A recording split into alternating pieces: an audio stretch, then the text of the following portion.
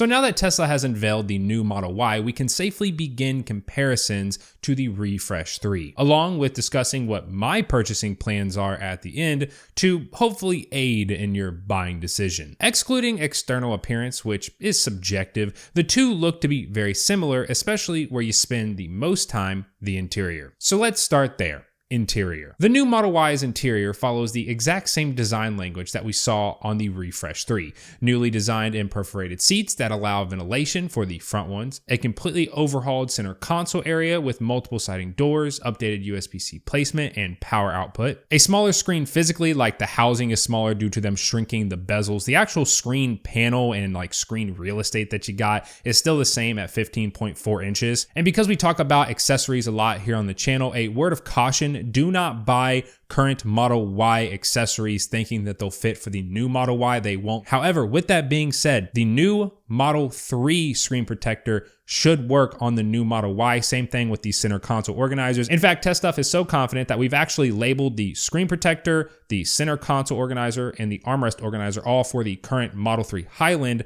as fitting the Model Y Juniper. And if they don't, we will take the return. It doesn't matter if you're 5, 6, 8, a year out, we will gladly take the return until we have confirmation. And then once we do have confirmation, then we'll relay that on the store. And you can use code YouTube, all caps, to get 10% off your entire order from Test Stuff. Sorry about the plug. It's just I've been full accessories mode ever since the Model Y got announced. So, but yeah, you also have a rear screen for your kids or passengers, along with just a complete overhaul of materials. Everything just feels much softer and higher quality. For example, the dash is this almost soft touch leather now in comparison to the hard like foam that was on the Legacy 3 and Y. However, there are some differences. The biggest and most talked about one currently is the steering wheel. As we know, when the new 3 came out, Tesla decided to follow their flagship S and X by removing the stalks in favor of buttons on the wheel. Well, they've done it again, but only halfway. It appears that Tesla has added back the turn signal stalk. However, there has been some speculation that this is a China-only thing and is not coming to the States, which I would disagree. Why? Well, because if you look at Taiwan, which got their new 3s from the States and also appears to be getting the Y from here as well, like the new Y, because, well, it's left-hand drive and the crazy high price because of shipping and import fees, they have the stock, or at least the turn signal buttons aren't on the wheel, which would presumably be because it has a stock. And while this isn't, as someone that's had stocks and no stocks, a big deal for me, it may be for you. And lastly, for the interior differences, it seems to be just some cosmetic changes. Dual stitching on the dash of the Y versus the 3 only having it on the doors, a silver-like trim around the wireless chargers, and the door cards being slightly different around the interior lighting. As for the exterior, like I mentioned, it is subjective, but yeah, it's pretty different compared to the 3. They are definitely making the Y its own vehicle and straying away from just making it a bigger, fatter 3. A massive front light bar for your daytime running lights, with the actual headlights being slightly beneath it, along with a completely redesigned rear, moving the license plate to the bottom and adding the tail lights from the new 3, but integrating a light bar into them. I've seen people say that they hate the front light bar, they love the front light bar. I've seen people do renders and mock-ups of what it would look like if they just removed the center section of the front light bar. People are complaining that the rear looks like it has a diaper on. There's a lot of different opinions out there, but just like with any new product, pretty much ever, especially automotive, very few people like it in the beginning, and then it grows on people and eventually becomes the norm. People didn't like the new 3 at first, and now most people I talk to say it looks way better than the old 3. I wouldn't put too much thought in the looks and more so on the features and if said features fit you better versus the 3. Now, this is a hot take that, to be honest, I may just edit out of here, but I just kind of want to put it on record for people that are seeing a lot of the hate, for people that potentially are wanting to buy the new Y but are seeing a ton of hate toward it. For one, you shouldn't really care about what other people think of the car anyway. If you like it, then that's all that matters. But a lot of people that are really, really hating on the new Y's design are more than likely like recently purchased legacy owners, if that makes sense. They just ran a ton of deals. They've been running deals for the past 6 months. There's been a lot of Ys that have hit the road. A lot of people have just bought a Y that is now a legacy vehicle. I was in the same boat when the new 3 came out. I wanted to not like the newer version simply because I didn't want the car that I had just somewhat recently purchased to now be out of date. Like I said, hot take, if you like the design, don't let other people try to convince you to not like the design. Also, not to mention, on paper, it is just the newer, better vehicle. But what about under the hood? Charging speed, range, performance, what is the better EV? Well, the easiest one to answer is performance. Right now, there's currently not a new performance Model Y, and even if there is one, or eventually when there is one, I really hope there is one, it's not gonna boast the same numbers as the new Model 3. Tesla will not make the Y faster than the 3, it's the same thing with making the X faster than the S. The 0 to 60 and presumably the 60 to 130 of the new Y has not changed versus the legacy Y, just like how the 3 didn't change,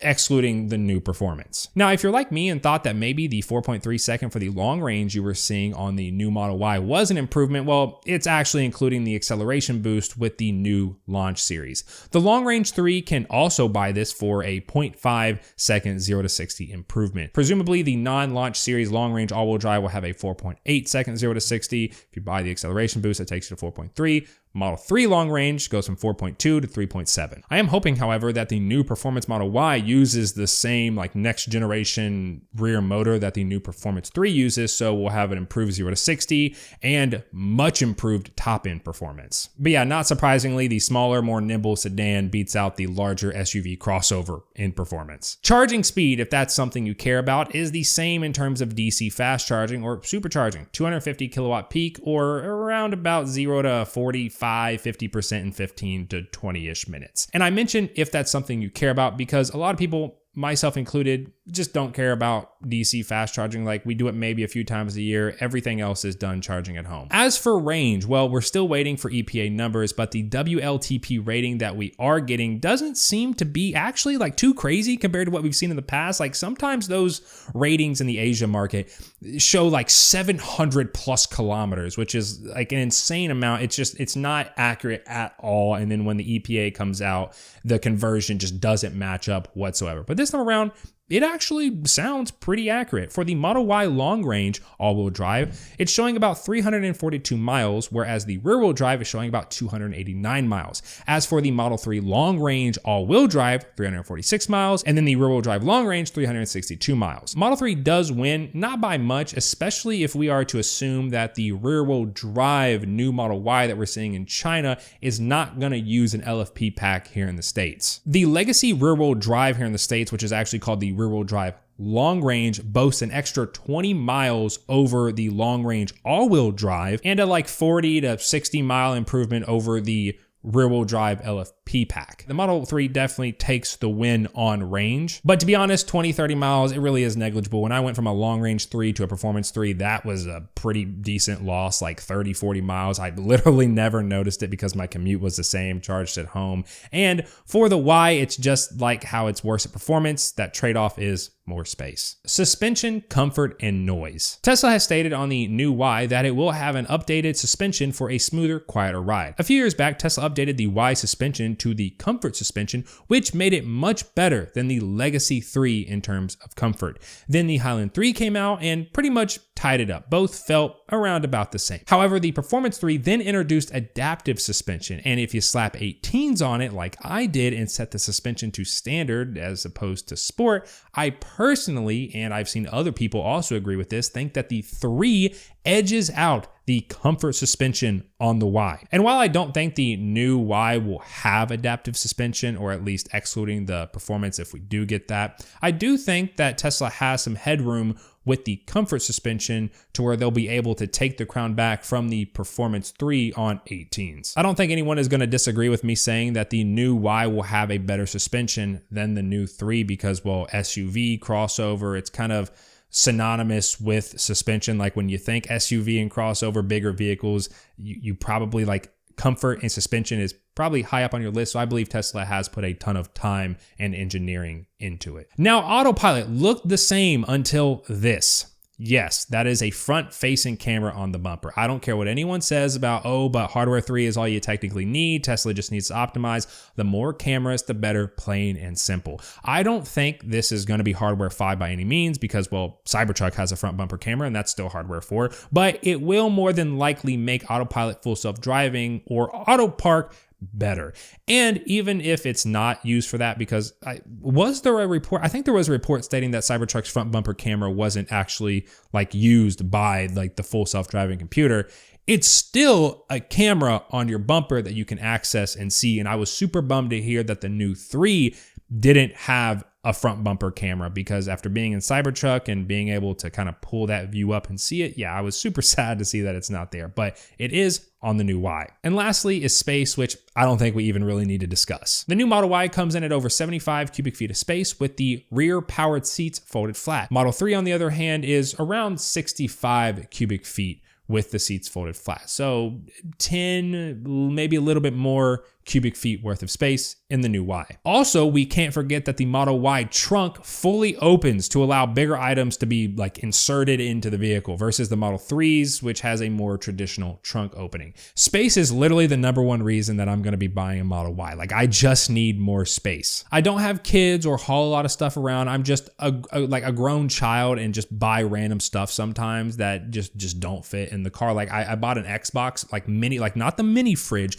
the mini refrigerator, and I couldn't fit it in the car. So I had to do the whole call up a friend with a truck. Hey bud, can you come pick this up? I'll give you some money for gas or whatever it might be. Wouldn't have had to do that if I had a Model Y. At the end of the day, it's still the same conversation pre-refresh 3 and Y. Do you need more space or not? It's not like the new Model Y has a 750 1 megawatt charging speed, or it goes 500, 600, 700 miles, right? It's pretty much the same Model Y under the hood. Also, price. Sorry, it really slipped my mind simply because they're pretty much the same price. Like, there's maybe a few $1,000s difference, but like if you're spending 40, 50 grand in a car, you're probably willing to spend maybe a few thousand extra on a Y if you really do need the space. And just like last year, give it a few months after the new Y comes out and they'll probably start running APR deals and special financing deals if you are trying to get a better rate. Now, if you are new around here and you want to see more Tesla related stuff in your YouTube feed, especially new Model Y performance stuff, then feel free to subscribe, and I will see you all in the next one.